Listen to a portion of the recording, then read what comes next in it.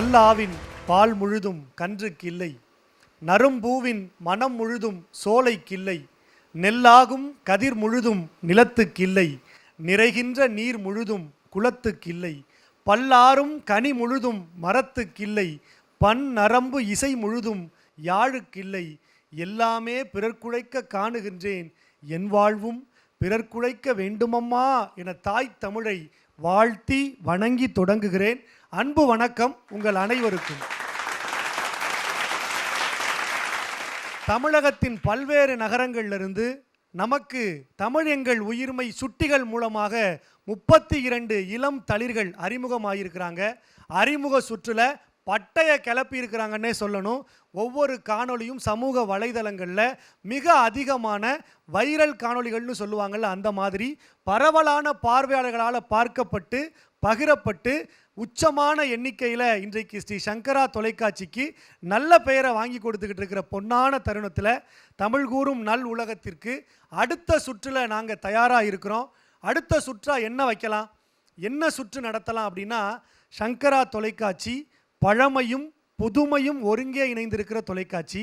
அதனால் அற்புதமான புதிய தலைமுறையை பழமையான சிந்தனையில் பேச வைக்க வேண்டும், ஆனால் புதுமையாக பேச வைக்க வேண்டும் அப்படிங்கிற ஒரு அற்புதமான முயற்சி இந்த சுற்று, பழமொழி சுற்று.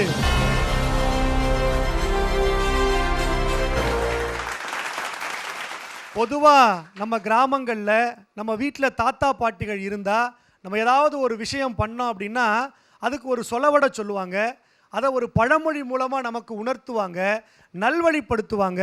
எங்கள் அப்பா அடிக்கடி சொல்லுவார், நல்லவன்னு பேர் வாங்குறதுக்கு ரொம்ப நாள் ஆகுண்டா, கெட்டவன்னு பேர் வாங்கணும்னா 1 நிமிஷம் போதும் அப்படிம்பாரு. இப்படி வீட்டில் நம்மளை நல்வழிப்படுத்துறதுக்காக நம் முன்னோர்கள் கொஞ்சம் கொஞ்சமாக நம்மை அறம் சார்ந்து நகர்த்துவதற்காக பயன்படுத்தினது தான் இந்த சொலவடைகள், இந்த பழமொழிகள். அதை அடுத்த தலைமுறைக்கு கடத்த வேணாமா, அடுத்த தலைமுறைக்கு அதை கொண்டு போக வேண்டாமா? பழமொழி 400ன்னு ஒரு இலக்கியமே இருந்துச்சுங்க. அந்த இலக்கியத்தினுடைய ஒவ்வொரு பாடலும் அழகான ஒரு பழமொழியை நமக்கு சொல்லி கொடுத்து வாழ்க்கையினுடைய அறத்தை, வாழ்க்கையினுடைய முக்கியத்துவத்தை நமக்கு அற்புதமாக சொல்லித்தந்த நம்முடைய தமிழ் மொழியினுடைய வளமையை, தொன்மையை அடுத்த தலைமுறைக்கு தொடர்ச்சியாக கடத்த வேண்டாமா? அதுக்காக ஸ்ரீ சங்கரா தொலைக்காட்சியின் தமிழ் எங்கள் உயிர்மை சுட்டிகளின் இந்த செந்தமிழ் செல்லத்திற்கான தேடலில் இன்றைய சுற்று பழமொழி சுற்று. இளம் தளிர்கள் அவங்க தாத்தா பாட்டி அவங்க அப்பா அம்மாவெல்லாம் தொந்தரவு பண்ணி ஒரு நல்ல பழமொழியை தேர்வு பண்ணி அந்த பழமொழியில் ஒரு அற்புதமான உரையை தயார் பண்ணி நம்ம அரங்கத்தில் அழகாக வீற்றிருக்கிறார்கள். அந்த இளம் தளிர்களை அன்போடு வருக வருக என்று வரவேற்கிறோம். இந்த இளம் தளிர்கள் வந்தாச்சு, அவங்க பேசுறதுக்கு தயாராகியாச்சு. அவங்க என்ன பேச போகிறாங்க, எப்படி பேச போகிறாங்க அப்படிங்கிறத அலசி ஆராய்ஞ்சு மதிப்பெண்கள் வழங்கி அடுத்தடுத்த சுற்றுகளுக்கு அவங்கள வழிநடத்த வேண்டாமா? அந்த அற்புதமான பணியை இந்த பெரும் பயணத்தில் நம்மோடு இணைந்து செய்வதற்கு தமிழகத்தினுடைய 2 தலை சிறந்த சொற்பொழிவாளர்கள் இந்த பயணத்தில் நம்மோடு நடுவர்களாக இணைந்திருக்கிறார்கள். அந்த வகையில் சொல்லணும்னா, எளிமையாகவும் யதார்த்தமாகவும் சிரிக்க மட்டும் வச்சா போதுமா, சிந்திக்கவும் வைக்கணும்னு சொல்லி நாள்தோறும் நல்ல சொற்களை தன் வாழ்நாள் முழுவதும் சொல்லி கொண்டிருக்கிற அன்பிற்கினிய அண்ணன், சொல்லின் செல்வர் மணிகண்டன் அவர்களை அன்போடு வரவேற்கிறோம்.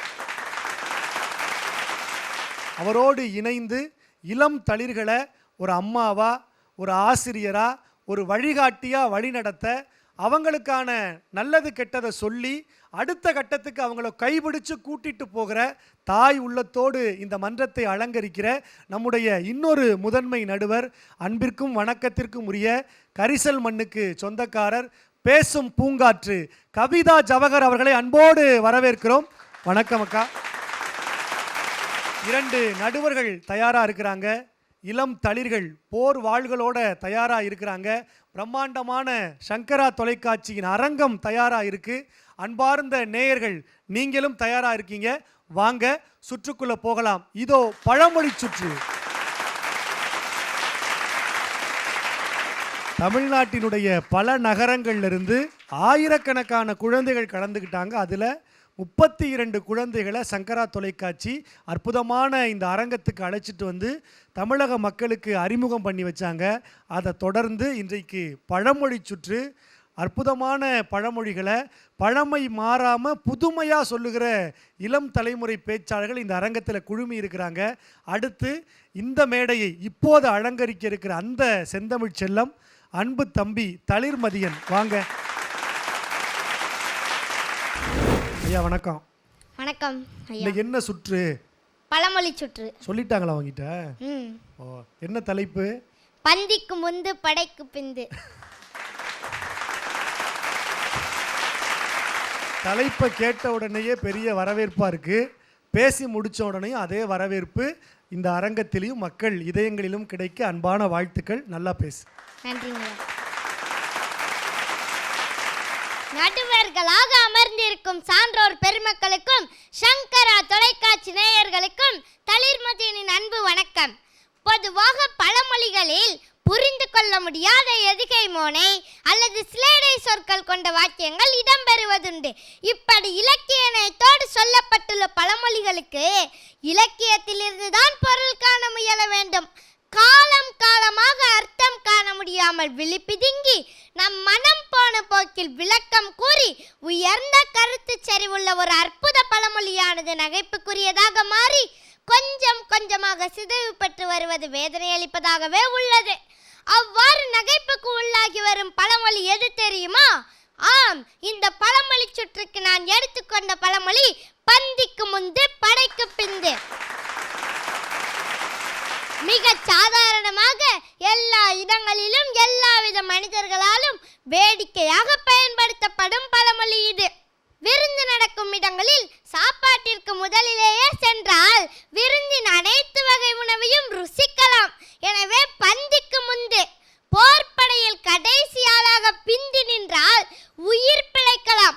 எனவே படைக்கு பிந்து என்று நேரடியாக பொருள்படுகிறது. வீரமும் விவேகமும் நற்சிந்தனையும் கொண்ட நம் முன்னோர்கள் இப்படி ஒரு பழமொழியை உருவாக்கி இருப்பார்களா? நிச்சயம் இருக்காது என்றெண்ணி இதை ஆய்வுக்கு உட்படுத்தினேன். இந்த பழமொழியின் ஆணிவேர் இரு சொற்களில் தான் மறைந்துள்ளது.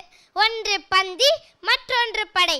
இதில் படை என்ற சொல் போர் அல்லது யுத்தம் என்பதை குறிக்கிறது என்பதில் எல்லளவும் சந்தேகமில்லை.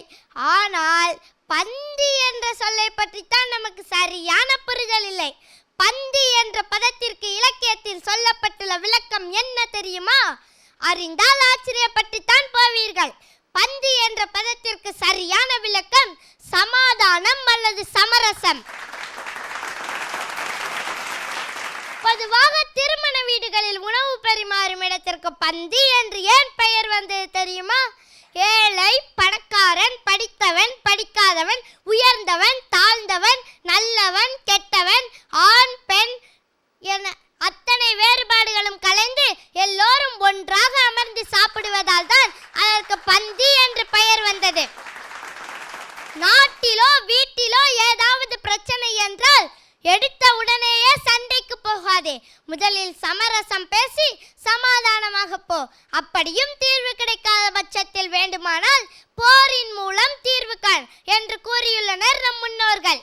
எனவே பந்திக்கு முந்து படைக்கு பிந்து என்றால் சமாதானத்திற்கு முந்து போரிடுவதற்கு பிந்து அல்லது அன்பு செலுத்துவதற்கு முந்து பகைமை பாராட்டுவதற்கு பிந்து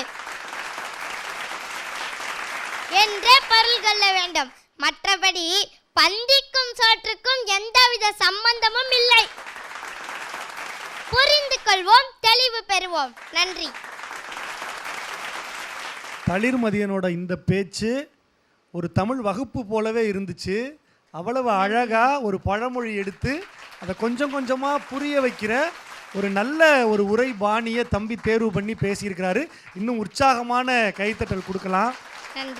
உன்னுடைய இந்த பேச்சு கண்டிப்பாக இல்லத்தில் இருக்கிற மக்களை உண்மையிலேயே ஒரு ரசனைக்கும் ஒரு சிந்திக்க வைக்கிற ஒரு நிலைக்கும் கொண்டு போயிருக்கும். நடுவர்களை அது எந்த இடத்திற்கு கொண்டு போனது, உன் பேச்சை எப்படி ரசிச்சாங்கன்னு கேட்கலாமா? கேட்கலாம். முதல்ல அன்பிற்கினிய அண்ணன் சொல்லின் செல்வர் மணிகண்டன் அவர்கள். பந்திக்கு முந்து படைக்கு பிந்து. பிந்து. சாப்பிடும்போது கை முன்னாடி வருமா பந்திக்கு. அப்படி சாப்பிட்டுக்கிட்டு இருக்கும்போது சண்டைன்னு சொன்னால் அதே இது குடுவை மாதிரி வில்லு வயலெலாம் வச்சுருப்பாங்கல்ல, பின்னாடி போகுமா. பந்திக்கு முந்தும் படைக்கு பிந்தும் அப்படின்னு நான் சொல்லி கேள்விப்பட்டேன். ஆனால் அதையும் பொய்மையாக்கி எனக்கே வெளிப்படையாக சொல்கிறேன், இதற்கான நல்ல தெளிவு உன் பேச்சிலிருந்து நான் தெரிந்து கொண்டேன். நன்றி எனவே இன்று முதல் நீ அப்பனுக்கு பாடம் சொன்ன சுப்பன் என்று பெயரை மாற்றுகின்றேன். உனக்கு ஊர் எந்த ஊர்? திருக்கலம்பூர். திருக்கலம்பூர். சுவாமி மலைக்கு மாதிரி திருக்கலம்பூர் சுவாமிநாத சுவாமியாக உன்னை நினைக்கிறோம். ரொம்ப யார்கிட்டேருந்தும் ஒரு நல்ல விஷயத்தை நம்ம தெரிஞ்சுக்க முடியும். என்னுடைய அருமை சகோதரன் நெறியாளர் சொன்ன மாதிரி நல்ல அதற்கு பிரித்து பதத்தோடு பொருள் சொன்னீர்கள். பாராட்டு. நன்றிங்கய்யா. ஒரு அழகான பாராட்டு கிடைச்சிருக்கு. தொடர்ந்து அன்பிற்கினிய அக்கா பேசும் பூங்காற்று கவிதா ஜவஹர் அவர்கள். வணக்கம் தளிர்மதியன். வணக்கம் அம்மா. உண்மையிலேயே மதியானம் இப்படி தான் சாப்பிட்டு வந்து உட்காந்துருக்குறோம். ஏன்டா இப்படி முந்தி போனோம் அப்படிங்கிற மாதிரியான ஒரு சிந்தனையை நீங்கள் இங்கே வந்து பதிவு செஞ்சுருக்கிறீங்க. உண்மையிலேயே இன்றைக்கு உங்களுடைய பேச்சு எல்லாரையும் முந்தி கொண்டு வந்தது.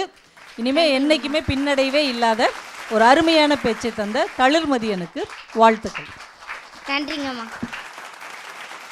ஒரு அழகான பாராட்டு உரை 2 நடுவர்களும் கொடுத்துருக்குறாங்க. அங்கே தொலைக்காட்சியில் பார்த்துக்கிட்டு இருக்கிற நேயர்களும் நிச்சயமாக உங்களுடைய பேச்சை ரசிச்சிருப்பாங்க. தொடர்ந்து அடுத்தடுத்து இந்த மாதிரி ரசிக்க வைக்கிற, சிந்திக்க வைக்கிற நல்ல உரையை உங்களிடமிருந்து சங்கரா தொலைக்காட்சியின் தமிழ் எங்கள் உயிர்மை சுட்டிகளை எதிர்பார்க்குது. வாழ்த்துக்கள். நன்றிங்கய்யா. கிராமத்து மனிதர்களினுடைய இலக்கியமே பழமொழி தான், சொலவடை தான். அந்த மனிதர்கள் தங்கள் வாழ்க்கையினுடைய அனுபவ மொழியாக நம்மகிட்ட பகிர்ந்துகிட்ட பழமொழிகளை அடுத்த தலைமுறை பிள்ளைகள் இன்றைக்கு தலைப்பாக்கி நமக்கு பாடம் சொல்லுகிற வகையில் பேசிக்கிட்டு இருக்கிறாங்க.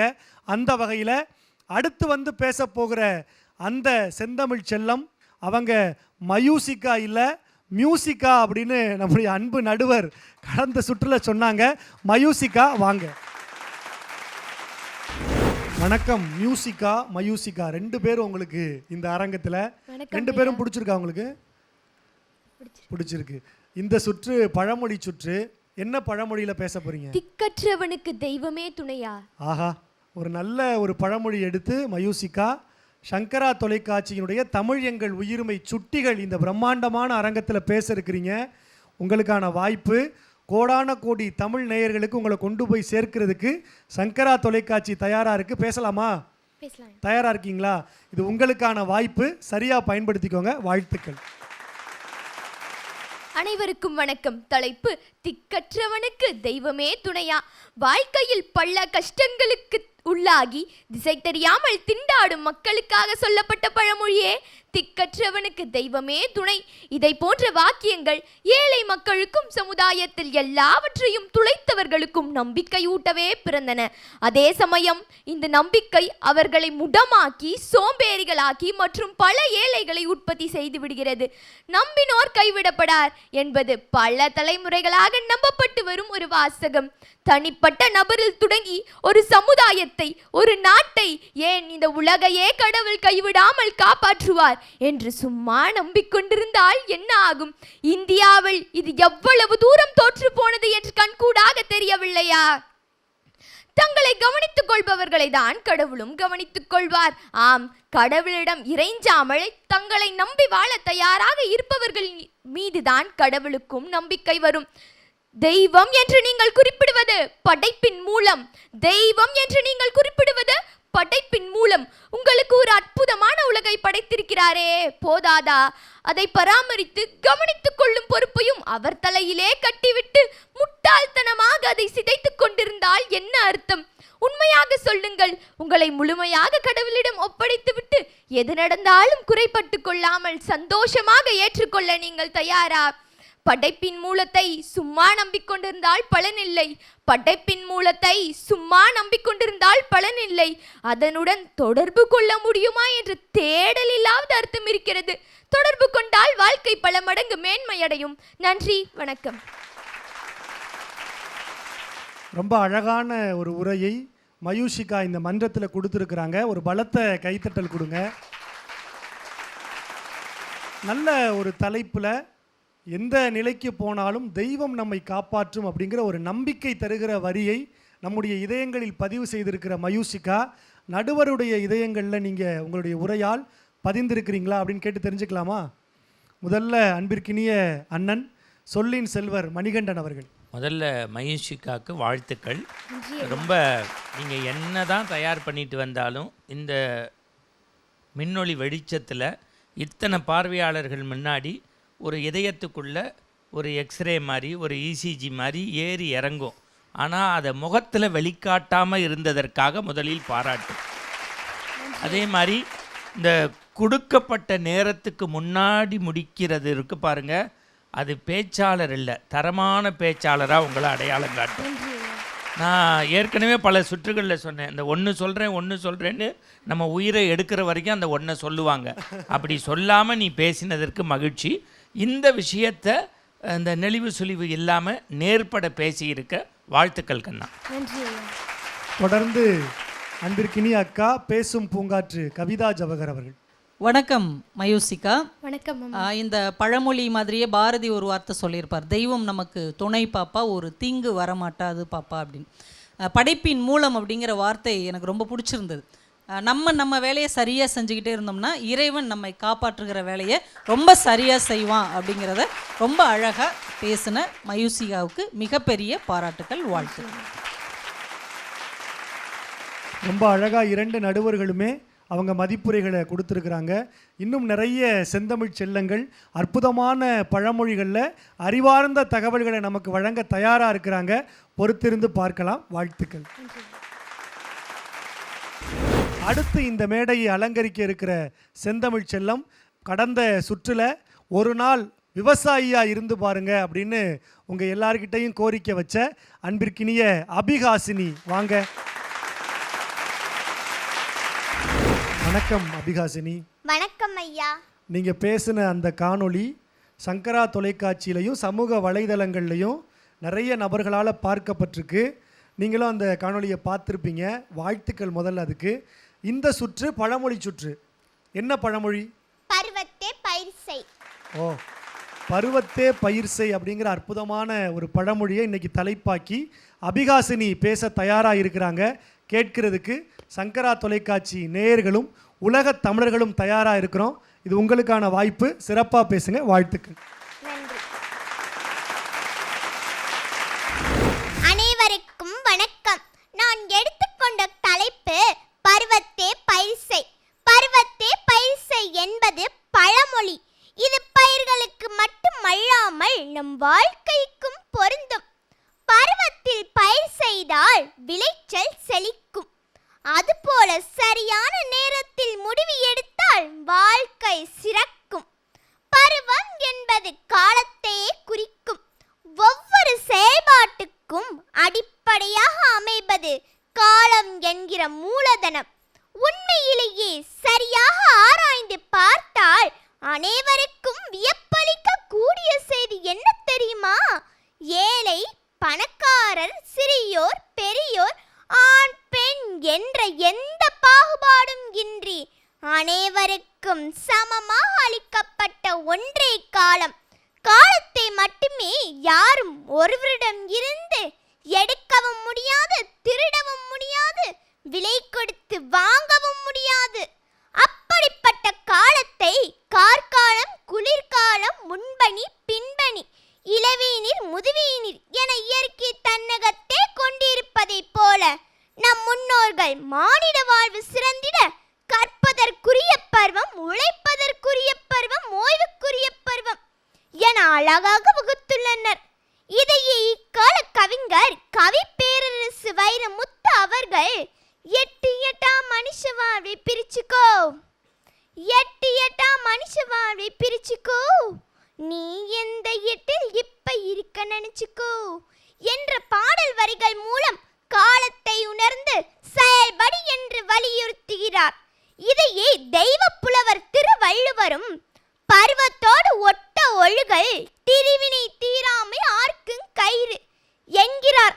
செயற்கரிய செயல்களை செய்தவர்கள் விதைத்த விதை விருட்சமாகி காலத்தையும் கடந்து நிற்கிறது. ஆதலால் நம்மை போன்ற மாணவர்கள் முதலில் காலத்தின் அருமையை உணர்ந்து பயன்படுத்த ஆரம்பித்தால் உலகத்தையே அடைய நினைத்தாலும் அதுவும் கைகூடும். ஆனால் இன்று நம்மில் பலர் வாட்ஸ்அப், ஃபேஸ்புக் போன்ற சோசியல் மீடியாவை பார்த்து காலத்தை வாழ்கிறோம். நண்பர்களே, கடினமாக உழைத்தவர்கள் முன்னேறவில்லை. சற்று கவனமாக கேளுங்கள். கடினமாக உழைத்தவர்கள் முன்னேறவில்லை. கவனத்தோடும் சரியான காலத்தோடும் உழைத்தவர்களே முன்னேறி உள்ளார்கள். ஆதலால் பருவத்தே பயிர் செய்வோம் வாரில். நன்றி. இப்போ எந்த எட்டில் நீங்கள் இருக்கீங்க அப்படின்னு அரங்கத்திலிருந்தே வீட்டு வரவேற்பறையில் பார்த்துக்கிட்டு இருக்கிறவங்களுக்கு ஒரு நல்ல கேள்வியை கேட்டு தொடர்ந்து தன் கருத்தையும் பதிவு பண்ணுகிற ஒரு நல்ல பேச்சாளருக்குரிய பண்பை இந்த வயதிலேயே அபிகாசினியுடைய பேச்சில் நம்மால் பார்க்க முடிஞ்சுது. வாழ்த்துக்கள் உங்களுக்கு. ஒரு சிறப்பான உரை. அபிகாசினியுடைய இந்த பேச்சு நடுவர்களுக்கு எந்த அளவுக்கு பிடித்தமான ஒரு பேச்சாக இருந்துச்சு அப்படின்னு கேட்கலாமா? கேட்கலாம். முதல்ல அன்பிற்கினிய அண்ணன் சொல்லின் செல்வர் மணிகண்டன் அவர்கள். முதல்ல அந்த குழந்தைக்கு நல்ல ஒரு உற்சாக கைத்தட்டு. இந்த வைரமுத்துவினுடைய வரிகளை சொல்லும்போது ராகம் இசை அதை பற்றியெல்லாம் யோசிக்கலை. அதெல்லாம் ஒரு மாற்றம். ஒரு பாடி அந்த வரியை சொல்லணுங்கிற நினைப்புக்கு முதல்ல பாராட்டு. நீ எடுத்துக்கொண்ட விஷயத்தை நேர்பட பேசின, அது எனக்கு ரொம்ப பிடிச்சிருந்தது. நன்றி ஐயா. நீங்கள் பார்த்தீங்கன்னா பூசணிக்காய் பெரிய காயாக இருக்கும், அதோடைய விதை குட்டியாக இருக்கும். நீ விதை மாதிரி தான் தெரிகிற, வாயை திறந்தா விருட்சமாக இருக்க. வாழ்த்து. தொடர்ந்து அன்பிற்கினி அக்கா பேசும் பூங்காற்று கவிதா ஜவஹர் அவர்கள். வணக்கம் அபிகாஷினி. வணக்கம் அம்மா. நீங்கள் எந்த எட்டில் இருக்கிறீங்க? 10 வயசு. அப்போ 2வது எட்டில் நுழைஞ்சு 8 வச்சிருக்கிறீங்க. இன்னும் பல எட்டுக்களை உங்களுடைய வார்த்தைகளும் உங்களுடைய வளமான திறமை ஆற்றலும் காண்பிக்க வேண்டும். காலம்தான் ரொம்ப கண்டிப்பான ஆசிரியர்னு சொல்லுவாங்க. அந்த காலத்தை நாம் மதித்தா காலம் நம்மை மதிக்கும் என்கின்ற மிகப்பெரிய தத்துவத்தை இந்த சின்ன வயசுலேயே சொன்ன அபிகாசினிக்கு ஒரு பெரிய வாழ்த்துக்கள், பாராட்டுகள். ரொம்ப அழகாக எந்தெந்த செயல்களை எந்தெந்த நேரத்தில் செஞ்சால் வெற்றி கிடைக்கும் அப்படிங்கிறத தெரிஞ்சு செய்யுங்க அப்படின்னு ஒரு வழிகாட்டுதலை தன் பேச்சு மூலமாக அபிகாசினி நமக்கு கொடுத்துருக்குறாங்க. உற்சாகமான கைத்தட்டல்களும் வாழ்த்துக்களும். அழகான பழமொழி சுற்றுல அற்புதமான விளக்கங்களோட இந்த இளம் தலைமுறை பிள்ளைகள் பேசுகிறாங்க. ரொம்பவே ஆச்சரியமாக இருக்குது.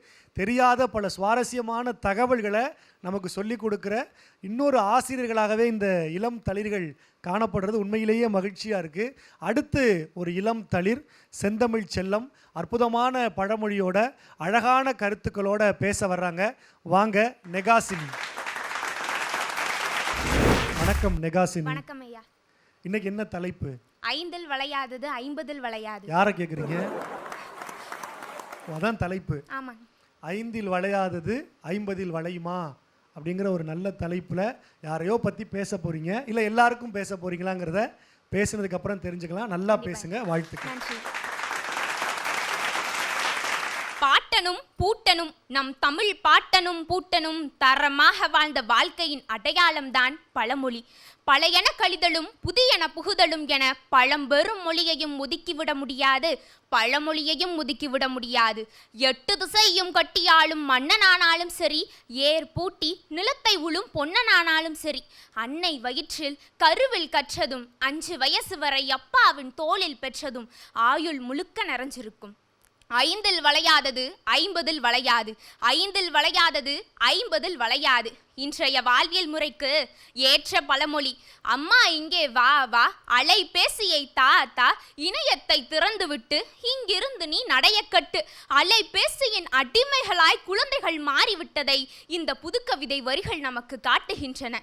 எனக்கு கிடைக்காததெல்லாம் என் பிள்ளைக்கு கிடைக்கணும் என 5 வயதுக்குள் கொடுக்கின்ற அதீத செல்லம் பின்னாளில் ஆபத்தில் முடிகிறது. இது சரி, இது தவறு, இது முடியும், இது முடியாது, இது வேணும், இது வேணாம் என காரணத்தையும் கஷ்டத்தையும் சொல்லி குழந்தைகளை வளர்க்க வேண்டும். பெற்றோரின் அன்புக்கு வளையும் குழந்தை எந்த வயதிலேயும் தப்பு செய்யாது. யாரையும் நம்பாதே, யாருக்கும் எதுவும் கொடுக்காதே என பிள்ளைகளை வளர்த்ததால் தான் இன்று முதியோர் இல்லங்கள் அதிகமாகிக் கொண்டே போகிறது. அம்மா அப்பாவின் சொல் கேட்கும் வயதிலேயே யாதும் ஊரே யாவரும் கேளீர் என்று நம் தமிழ் பண்பாட்டை சொல்லிக் கொடுக்க வேண்டும். அம்மாவின் அன்பும் அப்பாவின் அம்மாவின் கண்டிப்பும் சரியான வயதிலேயே குழந்தைகளுக்கு கிடைக்க வேண்டும். பயத்தை காட்டும் கண்டிப்பை விட மதிப்பையும் மரியாதையையும் கூட்டும் கண்டிப்பு குழந்தைகளுக்கு வேண்டும். 5 வயசுக்குள் அடுக்கடுக்காய் 1000 கேள்வி கேட்கும் குழந்தைகளை அடச்சி வாய மூடு என அதட்டி அவர்களின் கனவு கதவுகளை மூடிவிடுகிறோம். குழந்தைகளின் கூகுள் பெற்றோர்தான் என்பதை மறந்து விடுகிறோம். சகிப்புத்தன்மையும் சகோதரத்தன்மையும் பிஞ்சு வயதிலேயே உதைக்கப்பட்டிருந்தால் இன்று குற்றங்கள் எல்லாம் குப்பை தொட்டியில் தான் கிடக்கும். வீடும் பள்ளியும் கண்டிப்பது தவறு என நினைத்த குழந்தைகளை இன்று வீதி தண்டித்துக் கொண்டிருக்கின்றது. பசியையும் ருசியையும் குழந்தைகளுக்கு சொல்லிக் கொடுங்க. பசிச்சு சாப்பிட்ட குழந்தைக்குத்தான் பசியால் கையேந்து நிற்கின்ற அடுத்தவனுடைய வழி தெரியும். இன்பத்தையும் துன்பத்தையும் குழந்தைகளுக்கு கத்துக் கொடுங்க. அப்பதான் அவமானத்தாலையும் தோல்வியாலையும் அடுத்தவன் அழுகும் பொழுது ஆறுதல் சொல்ல தெரியும். விளக்கை தேடி செல்லும் விட்டில் பூச்சிகளைப் போல் வீதி ஓர துரித கடைகளை தேடி செல்லும் குழந்தைகளுக்கு ஆரோக்கிய உணவுகளை காட்டுங்க. ஆயுளை கூட்டுங்க. 5 வளைவது 50 நிமிர்ந்து நிற்கத்தான், 5 வளைவது 50 நிமிர்ந்து நிற்கத்தான் என்பதை நாம் ஒவ்வொருவரின் எண்ணத்திலும் செயலிலும் மிளறச் செய்வோம். நன்றி, வணக்கம். 5 வளைவது 50 நிமிர்ந்து நிற்கத்தான் அப்படின்னு உற்சாகமாக பேசியிருக்கிறாங்க. ஒரு பலத்த கைத்தட்டல் கொடுக்கலாம். நல்ல தயாரிப்போட இந்த மன்றத்தில் தொடர்ந்து பேசிக்கிட்டு இருக்கீங்க. யார் உங்களுக்கு தயாரிப்பு பண்ணி கொடுக்குறாங்க? அப்பா தயாரிப்பு பண்ணி கொடுக்குறாங்க. ரொம்ப அழகாக பேசியிருக்கீங்க.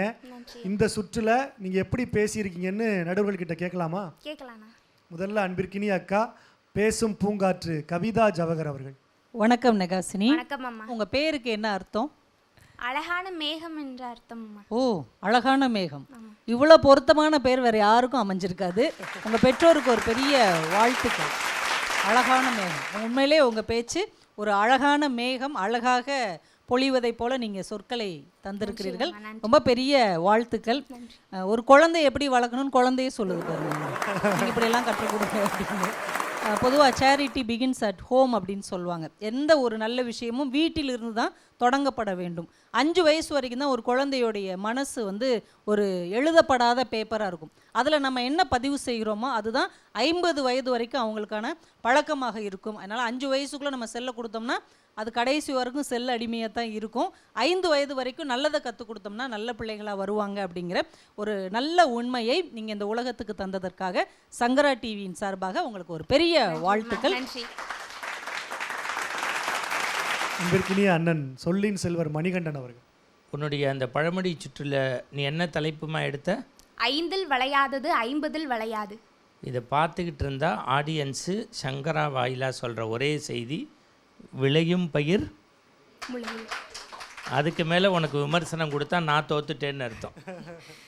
அதாவது நீ ஆலமரம் என்பதை உன்னுடைய விதையே காட்டுகிறது. நீ விருட்சமாக வாழ்த்து. நன்றி. ரொம்ப அழகாக 2 நடுவர்களுமே மதிப்புரைகளை வழங்கியிருக்கிறாங்க. தொடர்ந்து அடுத்தடுத்த செந்தமிழ் செல்லங்கள் இன்னமும் சிறப்பான பழமொழிகளில் தங்களுடைய கருத்துக்களை பதிவு செய்ய தயாராக இருக்கிறாங்க. பொறுத்திருந்து பார்க்கலாம். வாழ்த்துக்கள். நன்றி அண்ணா. செந்தமிழ் செல்லத்திற்கான தேடல் பயணம் ரொம்பவே சரியாக போயிட்டுருக்குன்னே சொல்லலாம். அந்த வரிசையில் அடுத்ததாக நம்மோடு பேச இருக்கிற அந்த செந்தமிழ் செல்லம் கடந்த அறிமுக சுற்றில் எங்கள் பள்ளி அப்படின்னு சொல்லி ரொம்பவே அழகாக இந்த மன்றத்தில் எல்லோருக்கும் பள்ளிக்கூட நினைவுகளை எடுத்து சொன்ன தாரணி. வாங்க. வணக்கம் தாரணி. வணக்கம் ஐயா. எப்படி இருக்கீங்க? நல்லா இருக்கேன். கூட யார் வந்திருக்கா? அப்பா அம்மா வந்திருக்காங்க. அப்பா அம்மா 2 பேரும் வந்திருக்காங்க. கடந்த சுற்றுல பள்ளிக்கூடத்தை பற்றி பேசுனீங்க. இந்த சுற்றுல யானைக்கு ஒரு காலம் வந்தால் பூனைக்கு ஒரு காலம் வரும். யானைக்கு ஒரு காலம் வந்தால் பூனைக்கு ஒரு காலம் வராதா? எங்களுக்கும் காலம் வரும் அப்படிங்கிற நம்பிக்கையோடு பேசுங்க. நல்ல காலம் பிறக்கட்டும். வாழ்த்துக்கள். அனைவருக்கும் வணக்கம். ஐயா, பழமொழிகள்ல இருக்கும். ஆனா நம்ம தமிழ் மொழிகளில் உள்ள பழமொழி தான் வாழ்க்கைக்கு வழிகாட்டு மொழி. பழமொழி என்பது நம் தாத்தா பாட்டிகள் நமக்கு தந்த பொக்கிஷம். நான் எடுத்துக்கொண்ட தலைப்பு, யானைக்கு ஒரு காலம் வந்தால் பூனைக்கு ஒரு காலம் வரும். காலம் நம் வாழ்க்கையில் மிக முக்கியமான ஒன்று. ஒருவர் தன் இளமை காலத்திலேயே காலத்தையும் நேரத்தையும் சரியான முறையில் பயன்படுத்தி விட்டால் அவரது காலம் பொற்காலமாக அமையும். உருவத்திலே மிகப்பெரிய யானைக்கு ஒரு காலம் உண்டால் உருவத்திலே மிகச் சிறிய விலங்காகிய பூனைக்கு ஒரு காலம் வரும். யானை இருந்தாலும் 1000 பொன், இறந்தாலும் 1000 பொன் என்பதற்கேற்ப யானை போல் பெரிய அளவில் செல்வம் படைத்தவர்களுக்கு காலம் வந்தால் பூனை போல் சிறிய அளவில் செல்வம் படைத்தவர்களுக்கும் ஒரு காலம் வரும். கஷ்டப்படுபவர்கள் கஷ்டப்பட்டு கொண்டே இருப்பதில்லை, ஒரு நல்ல காலமாக மாறுவதையே நாம் இக்காலத்தில் இப்பழமொழிக்கு உணர்த்தும் என்று அறிகிறோம். நாம இந்த காலத்துல யாருக்கிட்டையாவது ஒரு பொருளோ அல்லது உதவி கேட்கும் போது அவங்க அதை செய்ய மறுத்தாங்கன்னா நாம உடனே சொல்றது, யானைக்கு ஒரு காலம் வந்தால் பூனைக்கு ஒரு காலம் வரும், வராமையா போகும், பார்த்துக்கிறேன் என்று தானே சொல்லுவோம். ஆனா இந்த பழமொழிக்கு இது அர்த்தம் கிடையாது. யானை கிடையாது, அது ஆணை.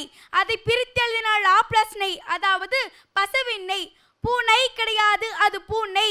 அதை பிரித்தெழுதினால் பூ பிளஸ் நெய், அதாவது பூவில் ஊறும் தேன். இளமையில் பசுனையை விரும்பி உண்போம், முதுமையில் தேனோடு மருந்து கலந்து உண்போம். இங்கு காலம் என்பது பெரியவர்கள் சொல்வது காலை மாலை பகல் இரவு என்று சொல்வர். ஆனால் ஒருவரின் வயதின் கணக்குப்படி இளமை காலம் முதுமை காலம் என 2ஆக கூறப்படுகிறது. வாழ்க்கை என்பது பிறப்புக்கும் இறப்புக்கும் இடையில் உள்ளது. கடைசி வரையிலும் புரியாமல் போகும். இப்படிதான் வாழ்ந்திருக்கலாம் என்று அப்புறமா யோசிப்பது. இப்படிதான் சில பேர் வாழ்ந்து கொண்டிருக்கிறார்கள். இதை மாற்ற முயற்சிப்போம் என்று சொல்லி என் உரையை நிறைவு சென்றேன். நன்றி, வணக்கம். ஆனை பூனை அப்படின்னு ரொம்ப அழகாக ஒரு இலக்கண ஆசிரியர் பொருளை பிரித்து சொல்லி கொடுக்குற மாதிரி நேயர்களுக்கு நீங்கள் சொல்லி கொடுத்துருக்கீங்க. கட்டாயம் இது நேயர்களுக்கு ரொம்ப தெளிவாகவே புரிஞ்சிருக்கும். ரொம்ப அழகாக இன்றைக்கி பேசியிருக்கிறீங்க. அதுவும் மருந்து சாப்பிடும்போது அதை தேனோடு கலந்து சாப்பிடுவாங்க, அதை தான் இந்த பழமொழி சொல்லுது அப்படின்னு ரொம்ப அழகான ஆச்சரியமான தகவலை சொல்லியிருக்கீங்க. இந்த தகவல் நடுவர்களை எந்த அளவுக்கு கவர்ந்ததுன்னு கேட்கலாமா? கேட்கலாம். முதல்ல அன்பிற்கினிய அக்கா பேசும் பூங்காற்று கவிதா ஜவஹர் அவர்கள். வணக்கம் தாரணி. வணக்கம். நீங்கள் எந்த ஊர்லேருந்து வரேன்னு சொன்னீங்க? நான் புதுக்கோட்டையில் ஆலங்குடியில். ஓ சரி சரி. ஏன்னா எவ்வளவுதான் நம்ம அந்த செந்தமிழில் பேசினா கூட இடையில வந்தது பாருங்க அவங்க வட்டார வழக்கு வராமையா போகும் அப்படின்னு. இன்னொரு தடவை சொல்லுங்க. அதை வராமையா போகும், பார்த்துக்கிறேன். இழுக்குதுல்ல, அது உங்களுடைய வட்டார வழக்கு. எந்த ஊருக்கு போனாலும் நம்ம ஊரின் சொந்த அந்த பேச்சு இருக்கு இல்லையா, அதை நம்ம எங்கேயுமே விட்டு கொடுக்கக்கூடாது. எந்த நாட்டில் நீங்கள் நின்னாலும் இந்த குழந்தை புதுக்கோட்டை மாவட்டத்தில் அந்த சின்ன ஊர்லேருந்து வந்த குழந்தை அப்படிங்கிற அந்த பதிவை நம்ம விட்டுறவே கூடாது. ரொம்ப அழகாக சொன்னீங்க. யானைக்கு ஒரு காலம் வந்தால் பூனைக்கு ஒரு காலம் வரும் முடியும். இன்றைக்கி கூட அதை மாடர்னாக எடுத்துக்கலாம். அந்த காலத்து அரசர்களுக்கு யானைப்படை துணை இருந்தது. இந்த காலத்து அரசாங்கத்தில் உள்ள பெரிய அதிகாரிகளுக்கு பூனைப்படை துணையாக இருக்குது. ரொம்ப நல்லா இருந்ததுமா. ரொம்ப பெரியவர்களுக்கான ஒரு வாழ்க்கையின் வழிகாட்டுதலாக தாரணி பேசிய பேச்சு தரணி போற்றும் பேச்சு. அற்புதமான வாழ்த்து செய்தியை அக்கா சொல்லியிருக்கிறாங்க. தொடர்ந்து அன்பிற்கினிய அண்ணன் சொல்லின் செல்வர் மணிகண்டன் அவர்கள் தாரணியோட பேச்சு எப்படி இருந்தது? என்ன கருவோ அதை சரியாக கொண்டு வந்து சேர்த்தா பாருங்க. சின்ன வயசில் நெய் போட்டு சாப்பிடுவோம், வயசான வயசில் மருந்துக்கு தேன் போட்டு சாப்பிடுவோம். அதான் ஆணைக்கு ஒரு காலம் பூனைக்கு ஒரு காலம்ங்கிறத அதை படித்த நீ கரெக்டாக ப்ரெசன்ட் பண்ணியிருக்க. உனக்கு நல்ல எதிர்காலம் இருக்குது.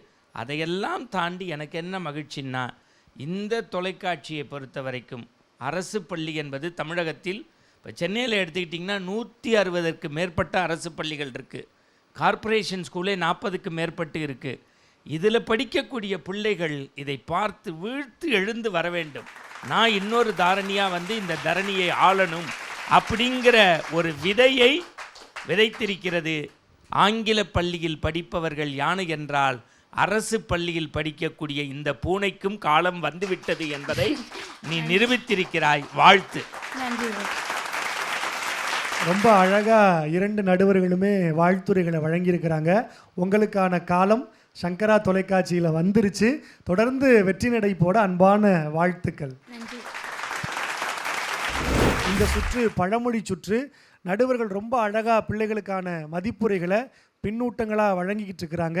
அடுத்த செந்தமிழ் செல்லம் ஒரு அழகான பழமொழியோட பேச தயாராக இருக்கிறாரு. வாங்க பரந்தாமன். வணக்கம் பரந்தாமன். வணக்கம். நல்லா இருக்கீங்களா? நல்லா இருக்கேன். வீட்டில இருந்து யார் கூட வந்திருக்கா? அப்பா. அப்பா வந்திருக்காங்க. பழமொழி சுற்றுல என்ன தலைப்பு? நல்ல மாட்டுக்கு ஒரு சூடு. யாரடா சொல்ற? அனைத்து பொதுமக்களைங்க. ஓ, எல்லாரையுமே சொல்றானா? அப்ப நடுவர்களும் அடங்குவாங்க. மதிப்பெண் போடணும் தம்பி. இப்போ நல்ல மாட்டுக்கு ஒரு சூடு அப்படிங்கிற பழமொழியில் பரந்தாமன் பேச தயாராக இருக்கிறாரு. கேட்கறதுக்கு நாங்களும் தயாராக இருக்கிறோம். சிறப்பாக பேசுங்க. தமிழ் காக்க போர் செய்ய உணர்வு வேண்டும், தமிழ் கொண்டு வாழ்கின்ற கயமை வேண்டாம். அனைவருக்கும் அன்பு நிறை நல்வணக்கம். நல்ல மாட்டுக்கு ஒரு சூடு என்று மருவி வழங்கப்படும் பழமொழியை நாம் அனைவரும் கேள்விப்பட்டிருப்போம். பலரும் பல நேரங்களில் இப்பழமொழியை சுட்டி காட்டுவதை கேட்டிருப்போம். ஏன் நம்மில் கூட பலரும் இப்பழமொழியை சுட்டி காட்டியிருப்போம். நல்ல மாட்டுக்கு ஏன் சூடு வைக்க வேண்டும் என்றாவது நாம் திருப்பி கேட்டிருக்கிறோமா? சங்க காலத்தில் பொன்னை விட, முத்தை விட, மாணிக்க மணிக்கற்களை விட மாடுகளே செல்வமாக மதிக்கப்பட்டன. எனவேதான் திருக்குறளில் கேடில் விழுச்செல்வம் கல்வி, ஒருவருக்கு மாடல்ல மற்றையவை என்னும் குறட்பாவில் செல்வம் என்னும் சொல்லை பயன்படுத்தாமல் மாடு என்னும் சொல்லை பயன்படுத்தியுள்ளார் நம் முப்பாட்டன் வள்ளுவர். சங்க காலத்தில் ஆணிரை கவர்தல், ஆணிரை மீட்டல் என்று போருக்கான முன்னெடுப்புகள் மாடுகளை கவர்ந்து செல்வதிலும் அதை மீட்டு வருவதிலும் தான் தொடங்கின. மாடுகளை அடக்குவதை ஏறு தழுவுதல் என்று பெயர் சூட்டிய மாண்பு நம் தமிழினத்திற்குரிய தனிச்சிறப்பாகும். அப்படி இருக்கையில் ரேக்லா ரேஸ் என்று ஆங்கிலத்தில் அழைக்கப்படும் மாட்டு வண்டி பந்தயம் பற்றி சங்ககால குறிப்புகளில் குறிப்பிடவே இல்லை. இது இடையில் புகுந்த புதிய பழக்கம். மாட்டை வண்டியில் பூட்டி அடித்து சித்திரவதைப்படுத்தி தார்குச்சியால் குத்தி சவுக்கையால் உடல் இழுத்து நுரை தள்ள தள்ள குருதி சொட்ட சொட்ட மாடுகளை கொடுமைப்படுத்தும் கொடுமையை நம் மானத்தமிழன் ஒருபோதும் செய்திருப்பானா? அதை கை கட்டியோ கை தட்டியோ வேடிக்கையும் பார்த்திருப்பானா? சங்ககால எச்சங்களில் மாட்டு வண்டி பந்தயம் பற்றி குறிப்பிடவே இல்லை. ஆனால் ஏறுதழுவுதலை பற்றி கலித்தொகை, முல்லைப்பாட்டு, பட்டினைப்பாலை, சிலப்பதிகார காப்பியத்தில் இடம்பெற்றுள்ளன. மாட்டுப்பொங்கல் கொண்டாடி மாடுகளை தன் உறவாய் உணர்வாய் கொண்டாடி மகிழ்ந்த நம் மானத்தமிழன் நல்ல மாட்டுக்கு ஒரு சூடு என்ற பழமொழியை வழங்கியிருக்கவே முடியாது. அதற்கு ஒரு துளியும் வாய்ப்பில்லை. அப்படி என்றால் உண்மை என்ன? மாடு தன் கால் குழம்பு பதித்து சென்ற சுவட்டினை பார்த்தாலே தெரியும் மாட்டின் தரம் என்ன. இந்த கருத்தை உணர்த்துவதற்காகத்தான் நல்ல மாட்டுக்கு ஒரு சுவடு, ஒரு பானை சோற்றுக்கு ஒரு சோறு பதம் என்று பயன்படுத்தியிருக்க வேண்டும். காலப்போக்கில் சுவடு தேய்ந்து சூடாக மாற அதை நாமும் சொல்லையும் பொருளையும் மாற்றியமைத்து அப்படியே பயன்படுத்தி கொண்டு வருகிறோம். இன்றைய காலகட்டத்தில் நல்ல மாட்டுக்கு சூடு என்பது ஒரு நல்ல மனிதனுக்கு ஒரு சொல் போதும் அவன் திருந்து விடுவான் என்றது. இனி ஏனும் பழமொழி கூறும் நலமொழியை தமிழுக்கு வளநலம் சேர்ப்போம். தமிழெங்கள் உயிர்மை. நன்றி, வணக்கம். அழகான எங்கள் 32 செந்தமிழ் செல்லங்களில் பரந்தாமன் ஒரு பானை சோற்றுக்கு ஒரு சோறு பதம் அப்படிங்கிற மாதிரி ரொம்ப அழகாக பேசியிருக்கீங்க. பழமொழி சுற்றில் ஒவ்வொரு பழமொழிக்கு பின்னாடியும் இப்படி ஒரு விஷயம் இருக்கா அப்படிங்கிறத பார்த்துக்கிட்டு இருக்கிற நேயர்களுக்கு இந்த இளம் பிள்ளைகள் ரொம்ப அற்புதமாக விளக்கி சொல்கிறாங்க. ஆனால் நீ பேசும்போது உனக்கு பாதி வரைக்கும் ஸ்ட்ராங்காக இருக்குது, கீழே கொஞ்சம் வீக்காக தான் இருக்குது. பில்டிங் ஸ்ட்ராங்கு, பேஸ்மெண்ட் வீக்குங்கிற மாதிரி. ஏசி இவ்வளோ போட்டு வச்சிருந்தா குளிராமல் என்ன? ஏசியை கொஞ்சம் கம்மி பண்ணுங்க அப்படிங்கிற மாதிரி அழகான இந்த இளம் தமிழ் செல்வங்கள் அழகாக பேசிக்கிட்டு இருக்காங்க. நீங்கள் பேசுனதுக்கு நடுவர்கள் என்ன பதில் சொல்கிறாங்கன்னு கேட்கலாமா? கேட்கலாம்ண்ணே. யார்கிட்ட கேட்கலாம்? முதல்ல மார்க் இது தப்பாக போட்டுறாமல, முதல்ல அண்ணன்ட்டே கேட்டுருக்கோம். மார்க்கை கரெக்டாக போடணும் அப்படிங்கிறதுக்காக அண்ணன்ட்டே கேட்டலாம் அப்படின்னு சொல்லியிருக்காங்க. சொல்லின் செல்வர் அண்ணன் மணிகண்டன் அவர்கள். நல்ல வேலை, உனக்கு 50க்கு 50 போடலாம்னு நினச்சேன். ஐயோ, முதல்ல பிள்ளைக்கு அரங்கு நிறைந்த ஒரு பாராட்டு. அற்புதமாக பேசினேன். எனக்கு என்ன ரொம்ப பிடிச்ச விஷயம் என்னென்னா, அந்த பழமொழி சுற்றில் சொல்லும்போது எது எதற்காக சொல்லப்பட்டது அப்படிங்கிறத ஒரு பாமரனுக்கும் புரிய செய்வது தான் சொலவடைகள் பழமொழி. அதை சரியாக செஞ்சிட்ட. அடுத்த சுற்றுக்கு நான் இப்போயே செலக்ட் பண்ணிட்டேன். அக்கா பண்ணுறாங்களா இல்லையான்னு ஆண்டவனுக்கு தான் வெளிச்சம். அழகாக அன்பிற்கினிய அண்ணன் அவருடைய மதிப்புரையை கொடுத்துருக்கிறாரு. அடுத்த சுற்றுக்கு என்னை எடுத்துகிட்டு போகிறீங்களா அப்படிங்கிறத நம்ம இன்னொரு நடுவர்கிட்ட கேட்கலாமா? அன்பிற்கினிய அக்கா பேசும் பூங்காற்று கவிதா ஜவஹர் அவர்கள். வணக்கம் பரந்தாமன். வணக்கம் அம்மா. சட்டையில் என்னது? இதுவா? என்னது சொல்றது? என்னத்தை சொல்றது? அது என்ன இருக்குதோ அதை சொல்லு. என்ன இருக்கோ அதை சொல்லு. Teddy bear. கரடி. கரடி கரடி கரடி சட்டையை போட்டு வந்து மாடு பற்றி பேசிகிட்டு இருக்கிறேன். நான் ஒரு குழந்தைன்னு காமிக்கணும்ல எல்லாருக்கும். ஓ, நீங்கள் ஒரு குழந்தைன்னு காமிச்சிட்டு இருக்கிறேன். அந்த குழந்தையே நீங்கள் தானா? உண்மையிலே ஒரு குழந்தை இவ்வளவு அழகாக ஒரு தமிழ் பழமொழியை எல்லார் மனசுலையும் சுவடு பதிக்கிற மாதிரி ஆணியில் அரைஞ்ச மாதிரி பேசியிருக்கிறீங்க. நல்ல பேச்சுக்கு ஒரு சுவடு பரந்தாமனுடைய பேச்சு. மதிப்பெண் உண்டா இல்லையான்னு தெரிஞ்சிருச்சுல, வாழ்த்துக்கள். ரொம்ப அழகாக 2 நடுவர்களுமே அவங்க மதிப்புரைகளை கொடுத்துருக்குறாங்க. நீங்களும் ரொம்ப நல்லா பேசியிருக்கிறீங்க. அடுத்தடுத்து இன்னும் நிறைய செந்தமிழ் செல்லங்கள் பேச இருக்கிறாங்க. பொறுத்திருந்து பார்க்கலாம். வாழ்த்துக்கள். நன்றி. அழகழகான தலைப்புகளில் அறிவார்ந்த செய்திகளை இளைய தலைமுறை பிள்ளைகள் தொடர்ந்து பேசிக்கிட்டே இருக்கிறாங்க. தொடர்ந்து நாளைக்கும் உங்களை வந்து சந்திக்கிறோம். ஸ்ரீ சங்கரா தொலைக்காட்சி பெருமையோடு வழங்குகிற தமிழ் எங்கள் உயிர்மை சுட்டிகள். இது செந்தமிழ் செல்லத்திற்கான பிரம்மாண்ட தேடல்.